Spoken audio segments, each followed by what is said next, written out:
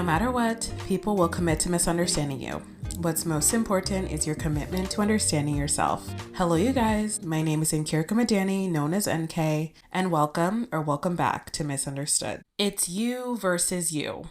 Welcome to the great lock-in of 2025. You've probably been hearing a lot of chatter about this on social media, and I myself wanted to take my spin on this topic. If you've known me for even a few episodes, you already know that I am huge on self-improvement and locking in on myself because I truly believe that I am where I am in life right now because I've poured so much into myself. And this is a topic I am very, very passionate about. So we are going to be talking about lock-in season. We have 4 months left of 2025. This year is not over. Let's not write off this year because 2025 is absolutely not over yet. We still have so much time to lock in on ourselves and get to all the goals that we wrote down at the beginning of this year. But before we get started, take some time right now to rate Misunderstood 5 stars. This show means a lot to me. I'm really proud of how far I've come with the show in less than a year. And I'm really happy about the viewership as well as getting so many beautiful, amazing messages that honestly make me very emotional on how this podcast has helped so many people. It is my pride and joy, and it feels like my purpose at this point to continue this podcast, and it really, really makes me happy. A free and easy way you can continue to support this podcast is rating it specifically 5 stars on either Apple or Spotify or both.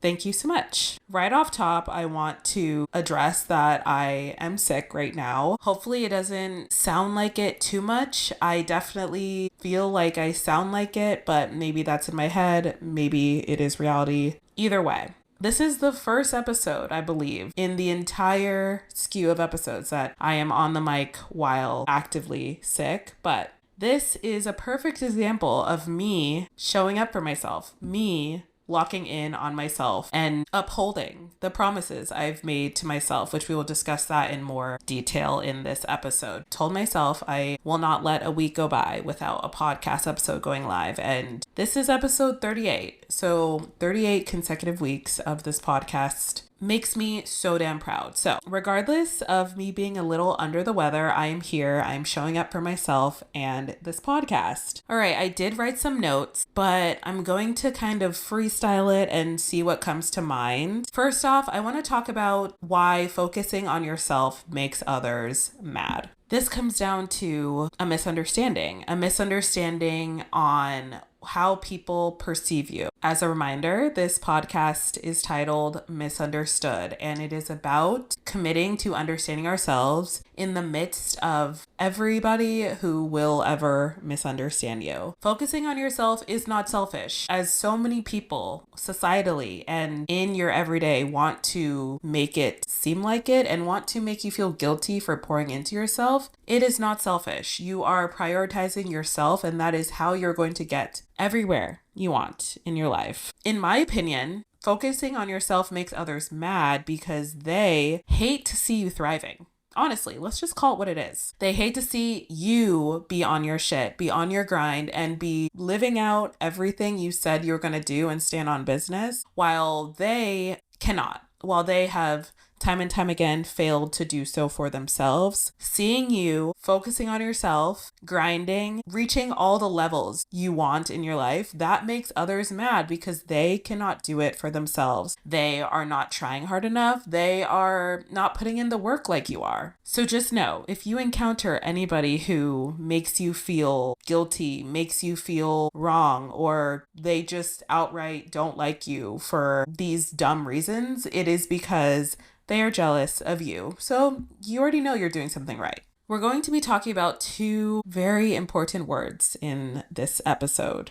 The first word of this episode is discipline. Discipline is standing on business. Discipline is being strict with yourself, even when it's hard.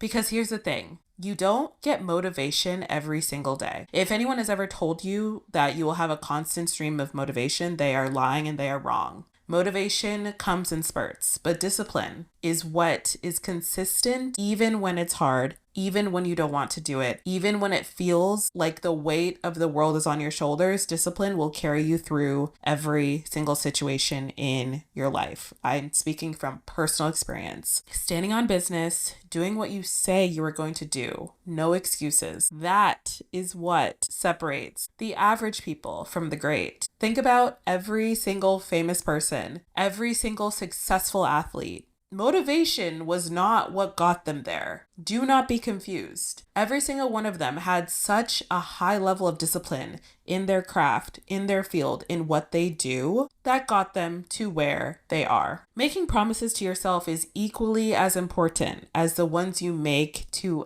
everyone else. Think about it. You clock into your job. You show up for your family and friends. So why do you drop the ball when it comes to you? You treat everything and everyone else like it's a priority, when self-prioritizing is the key to success. And as I always say, if not you, then who? Because no one is going to give it to you. No one is going to come and save you. And yes, I have to say this because this is tough love and this podcast is about bettering yourself. And I would be remiss if I didn't say the things I'm saying right now. I'm also so serious about this topic and I'm very passionate about creating a life that I deserve. And I want so badly for you to experience that as well. So you might be asking, what does discipline really look like? Well, discipline is a very tangible thing. It's not just a word. It is your daily actions. For me, I live out discipline by writing shit down, doing said shit, and crossing said shit off of my to-do list. I'm a very pen to paper girl. I've said this so many times. I love routine. I love structure. I love schedules. I love planners. I love organizing. And it's okay if you are not as type A as me. I don't expect many people to be. I'm just saying the type A girls of the world, hear me when I say this, and we are aligned. But for everyone else, you need to find what you can tangibly do, what makes sense for you, that works towards your discipline, works towards how you get to where you want to go. I always like to start with a morning routine. I think morning routines have become very trendy, somewhat a good thing, somewhat a little detrimental, but let's go back to the premise of what a routine is, especially in the morning. Your morning starts your day. And I am a true believer that how you start your day will be very telling to how your day actually pans out. I have my set morning routine that I started at the beginning of 2025 that I absolutely love, which entails waking up between 6 and 7 a.m., writing in my journal, making my bed, drinking my greens, and getting some type of movement in before I touch my phone, i.e. before I scroll on social media. This has done wonders with my mental health. This has done wonders with my productivity in the morning. I am very, very productive in the morning. Morning is where I thrive. Not everyone is a morning person, but even if you are not a morning person, there are aspects of a morning routine that will set you up for success. Say if you have to work really early in the morning, you have a job that requires you to be in person. That is going to take some discipline to get up a little earlier, to put yourself first, self-prioritize, and do things for the betterment of yourself before you have to work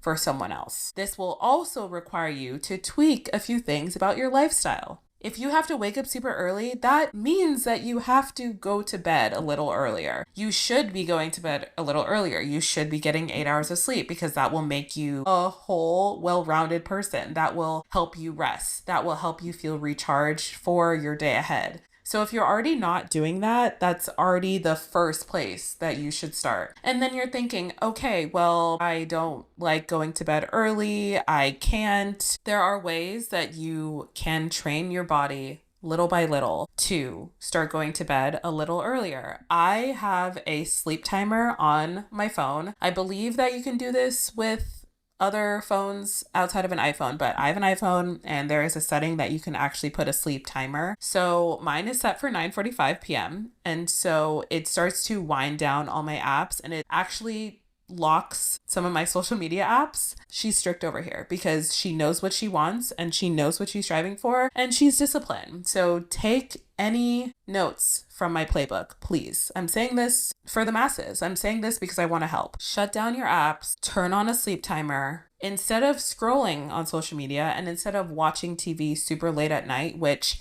if you didn't know, that's what's keeping you up. Yeah, if you didn't know, that is actually what is keeping you up at night. Looking at bright screens is doing the exact opposite of what you want it to do. It is re-stimulating your brain. It is sending signals to your body to stay awake. We can't be on our phones late at night. We can't be on our TV late at night. We need to replace that with something else. I have been loving reading 10 pages at night. That's actually part of my night routine. YouTube subscribers know that. And reading at night is honestly the fastest way to fall asleep. Your eyes are working overtime, but they are not working in the same way as on a bright screen. It is dimly lit in your room. It is low light. You are reading really small words on a page in a book, which allows your brain to slowly power down. That is my best advice for how to go to sleep very, very quickly. If you need some reinforcements, take some melatonin. I'll be honest, I take melatonin almost every night. That's not amazing, but we're working on it, okay? We are just a work in progress. But those nights where I feel like nothing is working, I take 2 melatonin and I am literally asleep within 30 minutes and I have a really restful sleep. I'm sleeping for 8.5 hours and I wake up feeling incredible. Another thing that helps is drinking a warm beverage. Drink some tea, drink some hot water with honey. That also helps your body power down and go to sleep. So try any of those out for the girlies who have to wake up early and who make the excuses of, oh, well, I can't be productive in the morning because I have troubles falling asleep. Nope. If you try all those things and it doesn't work, come back to me and we will have another conversation. I also want to talk about time blocking. I've talked about time blocking before on previous episodes, but it is single-handedly one of the most beneficial things I have ever done in my productivity this year. I love time blocking. I love going on to my phone and setting timers for literally everything. I set timers for the gym. I set timers for different work projects. It is so helpful. It keeps me very sharp and very focused. And then it allows me to pivot very easily to another task and another task, where before I felt like juggling tasks was so hard because I didn't know when to stop one thing to start something else. It felt very overwhelming, but I gamified it and therefore simplified it. And it has made so much of a difference in my day-to-day schedule. And I find that when I'm time blocking, I actually magically have more time to do things. I actually did this last week. I went to the one hotel, Brooklyn Bridge, to have a work day. I set out 3.5 hours to be in this hotel and do a bunch of different things. I set 1 hour for working on my laptop. I set 1 hour for making my fall bucket list and doing some crafts. And then I set the last hour and a half for reading my September book. When I had each timer, I actually didn't even need all of the time in that hour. So then I quickly pivoted to another thing, set a new timer, and I was able to do way more in that 3.5 hours than I ever thought I could because I was really conscious about where I was spending my time. The second important word of this episode is intention. Intention means being forthright and conscious about wanting better for yourself and your current situation. And now I want to unpack a few different areas of life and how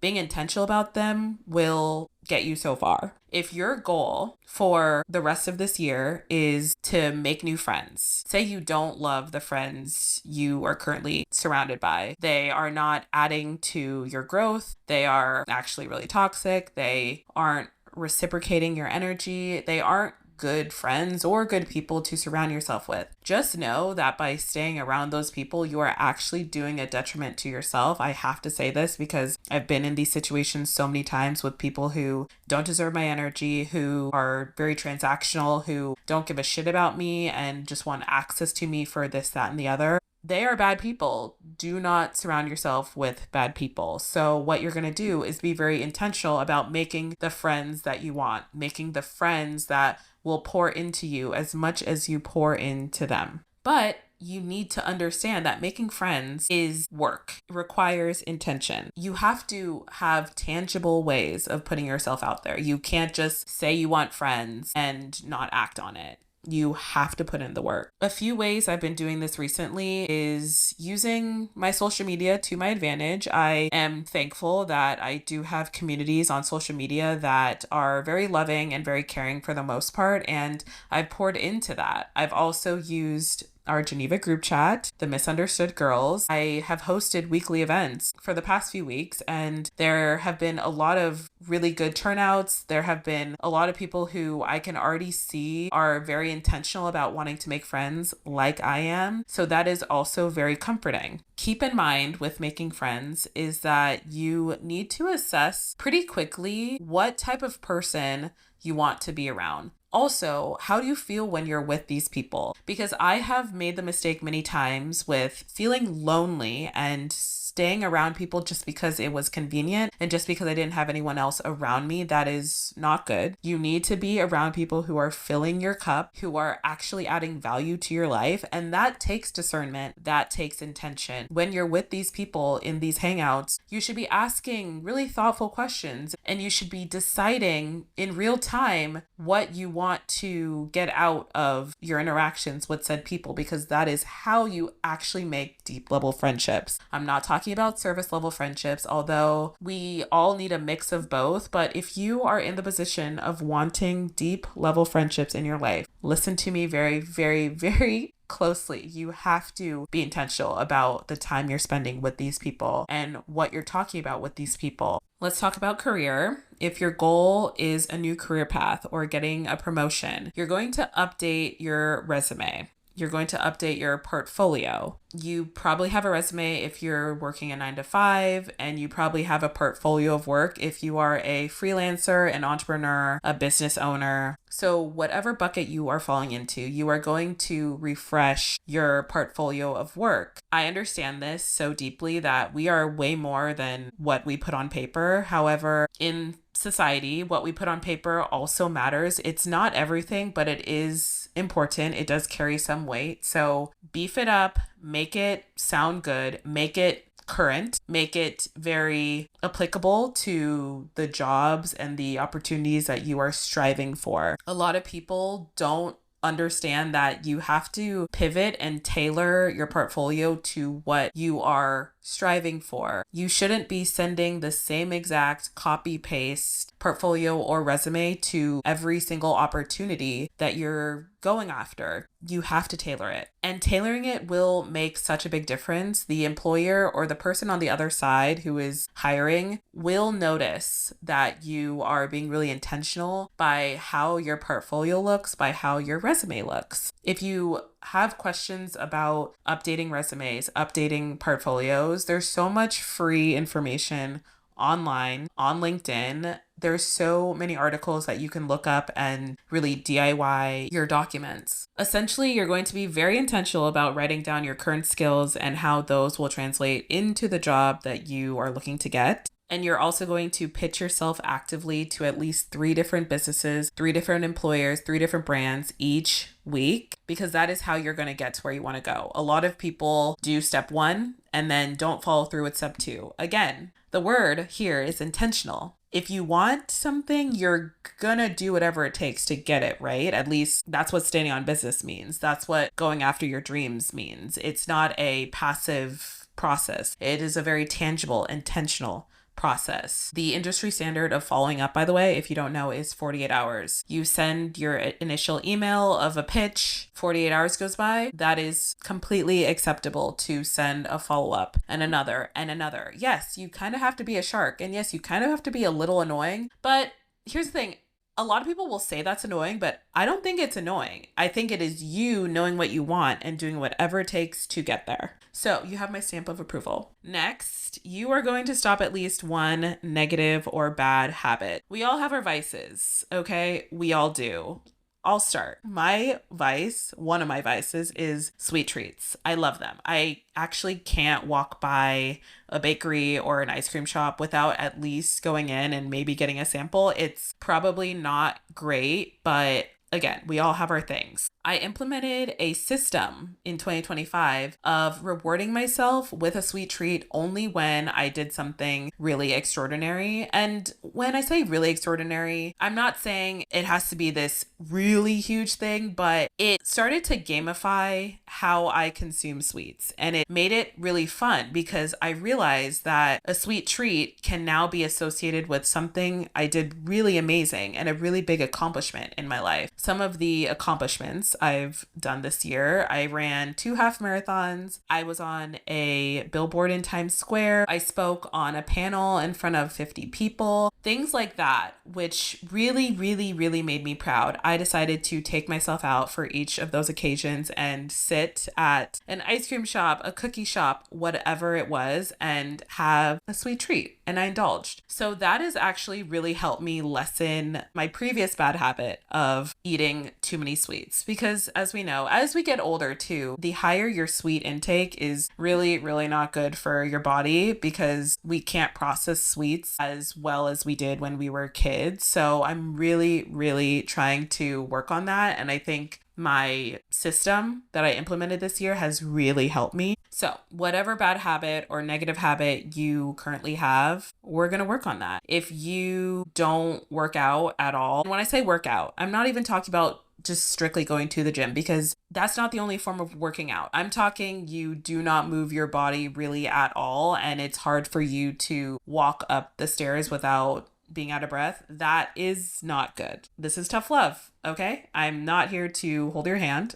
I'm sorry. I'm here to help you. If you're in that position, we need to work on that. If you are someone who orders out to eat every single day and you never cook, that's also bad for your wallet and bad for your body because processed foods is really bad for your bodily health. I'm not saying every single piece of food needs to be a whole food, but there has to be balance. And if you are eating out more than you're cooking, that is a negative habit that you can definitely work on. So you're going to focus on one health related goal and find at least one way of movement that you can actually enjoy and do it at least once a week for the rest of the year, okay? You have to hold yourself accountable. This podcast episode, we are holding ourselves accountable. There's so much that we can do in 4 months. Mind you, we still have 4 whole months of this year. If you do this once a week for that's almost 16 weeks. That is a long time. You will see yourself transform, okay? Trust me. All right, let's move along to our next category. And I know this lock-in season is really about us and our self-improvement. However, if you do have a goal of wanting a relationship by the end of the year, you're obviously not going to get there by sitting at home. So we are committing to getting dressed up at least once a week and going out. And I'm not even talking about going out late at night. I don't go out late at night. That's not fun for me. No tea, no shade to anyone else. It's just not fun for me. I feel like I aged out of that, but also I am a 30-year-old grandma at this point. Maybe this is a hot take, but I personally don't think that's where you're going to find your person. But what you will do is go out at a reasonable hour, preferably happy hour. Honestly, all the best things happen at happy hour. Live to tell the tale because I've had so many really, really amazing happy hour experiences all over New York, but even back in San Francisco, going to happy hour was the best thing I could have done because I socialized with so many people. This is where you find the people who are actually willing and wanting and craving conversation. And a really fun thing about happy hour is because it is at the perfect hour, usually 5 to 7. You can carry on with the night if the night goes well and still be home by around 10, which is honestly my perfect scenario. What I recommend is going for about 2 hours. Sit at the bar. Always sit at the bar. No matter what, sit at the bar because that's where you're seen. The bar is where you are seen. You are not seen in the corner in a booth. No, sit at the bar. You can do this with a buddy or by yourself. You can switch up where you go. Definitely do some research where you live. I love searching on TikTok where people go out for happy hour just to get some new inspiration. Yes, I've gone to a ton, but I love hearing where other people are going. So you can either switch up where you go each week, or if you find a place that you really love, definitely go there regularly because then you'll start to build a little community and a rapport with the management, with the staff, with the bouncers, that always takes you very far. This has happened to me a few times in New York City where I have gone somewhere so often that they know me by name. They let me cut in the front. We love those kind of privileges. And all of this is really exposure therapy. This will get you out of your own head. We often find ourselves very stressed out, very overwhelmed, very anxious about the thought of meeting new people. And I'm here on the mic saying this as a girl who has done it so many times, but inside, almost every single time, I do get a little anxious about going places by myself. I actually just did this last week where I went to Ophelia, which is a hotel bar in the east side of Manhattan. Went there for an hour and a half by myself. I was a little nervous, even though I felt really confident leaving my apartment. But then when I got there, I was a little nervous and I thought, okay, I'm by myself. I'm sitting by myself and I know that people are staring at me, not in a bad way, but obviously people are staring. And that sometimes gets you in your own head and gets you a little stressed out, a little anxious. However, it is exposure therapy to throw yourself into uncomfortable situations because that is how you grow. And also, people want connection. People want community. People want to mingle and socialize. Our society is unfortunately in a place right now where there's a pandemic about people being really afraid to meet other people, which I hate that. Let's go back 10 years and remember the good old times where we all just mingled and bonded and it was no big deal. We need to bring that back. We need to be less on our phones. Long story short, people want to meet out in the world. People do not want to be in their phones. You already know how I feel about dating apps. I do not like them. And honestly, I highly recommend getting out at least once a week. It will help you with your confidence. It will help you not be so afraid of the act of sitting alone, but also conversing with new people, because honestly, you never know what will happen when you put yourself out there and put yourself in the line of meeting new people. Really, really good things can happen. So lean into the possibility of it rather than fearing it. Bridging off of that, we need to start letting go of bad dating habits / people who are not worth your energy and all that you are. I do want to interject here in this episode. I'm no longer dating the film and television guy. I got a call from him at 4:37 a.m. on Saturday morning. I was asleep, mind you, and I just so happened to roll over because I heard my phone buzzing and I was just so confused. I was literally in a daze. I thought I was dreaming, and we had a 6-minute phone call at 4:37 a.m. and that was everything I needed to know about him. I should not be treated like that. I should not be hit up at such a random odd hour, and I deserve a lot more respect than that, which I let him know on the spot. And I also let him know that I don't see this going anywhere past what it is now. We had gone on 5 dates and he's a really nice person and there's a lot of chemistry there, which is great. However, I'm looking for the longevity and I'm not going to fall back into negative dating patterns. And I'm here to say I have been in a lot of negative dating patterns in the past, but I have committed to myself over the bullshit. I am not going to let other people dictate my worth, and I'm sure as hell not going to let other people treat me in ways that I don't deserve to be treated. So bye-bye. Thank you. Next. Let that story just be a reminder. If you feel like you are stuck in endless ongoing situationships, these are not, listen to me, these are not true relationships. These are not fruitful. These are not long lasting. These are very temporary. We are girls who want longevity, want to go the distance, and we have to let go of these short-term, very semi-intoxicating, I won't lie, situations with these guys who give us spurts of excitement, but then they are all talk and no action. We don't deserve that.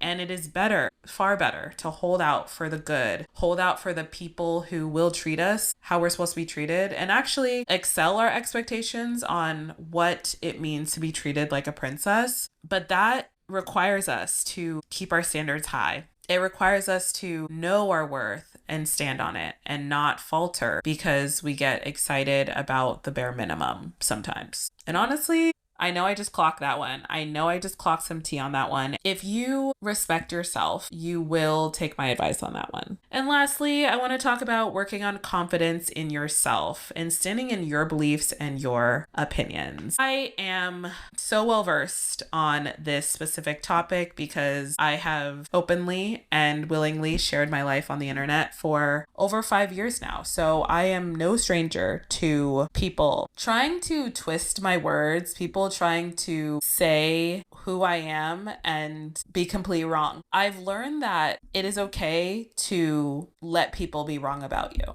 Again, this is going all the way back to the premise of Misunderstood, the pillar of Misunderstood. People will be wrong about you every damn day, but your compass is you. You know yourself better than anyone else. And it doesn't really matter what the fuck anyone else thinks about you, as long as you know in your heart that you are a good person, that you are standing in your truth, and whatever that truth is, if you're fully aligned in it, you're golden. Just a little interjection of something that happened recently on YouTube. I'm finding that YouTube, as much as I love the platform, it is my favorite platform visually for creating videos, and I truly love the process of creating videos. However, I am finding that the comments on YouTube are what bother me the most. And actually, if you've peeped, if you are a YouTube subscriber listening to this, if you've peeped, I have outright stopped responding to comments. People can leave comments, but I have stopped outright responding to comments on YouTube because I am seeing so many people, unfortunately, misunderstand me in ways that don't even deserve my breath. And I leave comments up because for the people who actually take the time to give a shit and understand, you're probably reading some comments and you're like, this person who's commenting is so single-minded, is so honestly dumb because you are saying things out of your ass which don't make sense. It's not even worth my time and I'm not going to entertain them. However, there is one comment from a person who has commented on my channel before. And one thing about me, I'm really realizing I have a really fucking good memory. I remember places, things, what people wear, people's last names, the day I met them, the exact day. My brain, one thing about me is it is one of my superpowers. I remember nearly everything. So when this person commented on my recent video, I remember her icon and I remember her name. And I remember the first time she ever commented on something on my channel, she said something that was very selfish. It was about how I chose to create a second YouTube channel, and she had her own thoughts and opinions on it, which, let me be very clear, this is a public forum. You're allowed to have your own opinions. However, when they are rooted in a very selfish way, it is very off-putting. And I remember letting her know my opinion on why I decided to have a new channel, which, yes, I can obviously make however many channels I motherfucking want because it's my life and I can do whatever I want. Mind you, that whole interaction was over a year ago when I was still responding to comments, but like I said, I don't respond to comments anymore. She left a comment on my recent YouTube video saying something along the lines of, are you going to be sharing your current apartment, your moving vlogs? I had already fully addressed in the video previously about how I've decided to take a different direction with my YouTube channel to some degree. Yes, some videos will obviously be filmed in the apartment, but my channel is not about my apartment. That's not who I am, and I'm not defined by my apartment. I made that very clear. So I did something that I haven't done in a long time, which I responded to her comment just with the link of the video that I addressed how things are going to go going forward on the channel. Her response to that was, it's a shame that we won't be seeing the apartment journey, but I respect your decision. Let's just be clear. If you need an example on what a backhanded compliment is, a condescending backhanded compliment is, that is what that is. Okay? Saying it's a shame has no place here because this is my channel and I do what I please. No one's asking you to be here. And you actually don't respect my decision because you're saying something very rooted in a selfish tense, and there's no tolerance for that. So I read the comment, I screenshotted it just so I have it, but I decided to delete it because I don't tolerate when people come into my house and try to re-engineer how I play, how I work. That's not going to work. And why I told you this story specifically is because this episode is about locking in on yourself, standing on business, but also all of that requires you to have confidence in yourself and be very rooted in how you feel and not sway just because other people feel uncomfortable. It doesn't matter if you don't like what I'm doing. It really doesn't, because this is my platform. It is a space I created for myself, for my mental health, and for the betterment of my life, also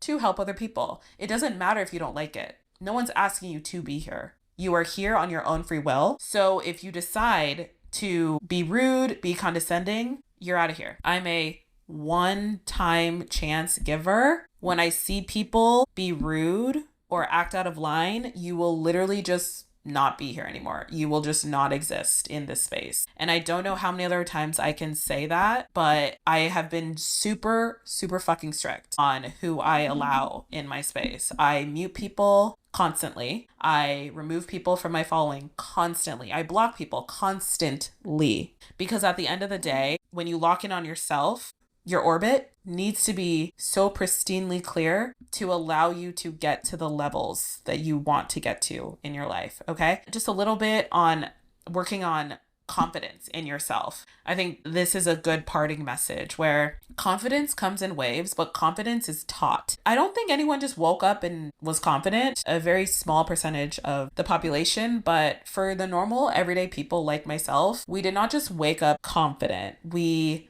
learn that over time. And we put ourselves in uncomfortable situations to learn how to be confident thereafter. Back to the YouTube example, I use YouTube as my outlet, my creative outlet. It is something that makes me so proud that I can express myself in the way that internally I feel, and I get to put it out in the world. It makes me so happy. It almost makes me emotional talking about it because it means so much to me. But there are a lot of times where in the pursuit of creating videos, there are some times I lack confidence in what I put out. You guys don't see that because all you see is the video. All you see is the output. But I'm here to give a little BTS and say there is a lot of times where internally I get very self-conscious on, I don't know if this video is going to do well. I don't know if this is going to be received well. And then when the video goes live, I sometimes have a little internal panic in the first few hours of it going live. If I see a video not initially doing well, and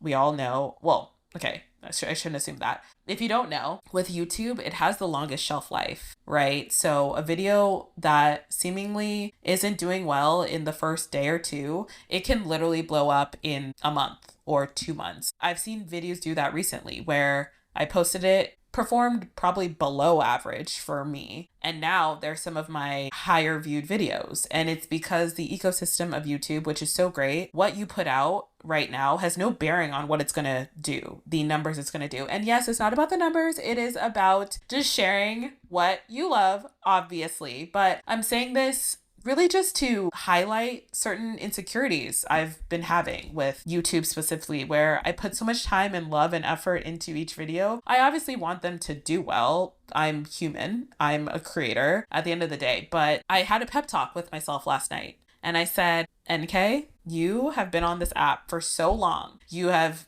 been through so many ups and downs with it. You've seen videos hit over 100K. You've seen videos kind of flop. But throughout all of it, you've remained true to your damn self. You've put out the videos that light you up. And that's all that fucking matters. So hit post, walk away, and have the confidence and self-assurance in you, in your skill set, that the consistency that you've put into this goddamn app will pay off. So I had that pep talk with myself last night, and that is what I needed. And I'm sharing this with you solely to let you know that You have to have confidence in yourself. That's really important with locking in. You must have confidence in yourself. You must believe in what you're doing so much so that no matter how anyone else receives it, at the end of the day, you are still proud of the product you've created. You're so proud of your opinion and your belief. Because at the end of the day, the version of yourself that you want to be so badly, that highest version of yourself, she's confident as shit about who she is. No one will ever make her feel otherwise, okay? It's not about anyone else. Remember, it's you versus you. It's not about anyone else. Your journey will never look like anyone else's because you're not them. They're not you. Locking in for the next 4 months will require you to be uncomfortable. It will require you to make some sacrifices. It will require you to do things inherently differently. Because the version of you now and the version you want to be, there's only one common denominator. There's only one piece of the puzzle that is missing. And that piece is you. And with that, thank you so much for listening to another episode of Misunderstood. Please remember to rate the show 5 stars on Spotify and Apple and follow it wherever you are listening. Join our Geneva group chat. You can also find your accountability buddy in our Geneva group chat. The link to join is always in the description of every single episode. Hang out with me on my other socials, TikTok, YouTube, Instagram, and Pinterest at nkmadani. And I will talk to you guys in the next one.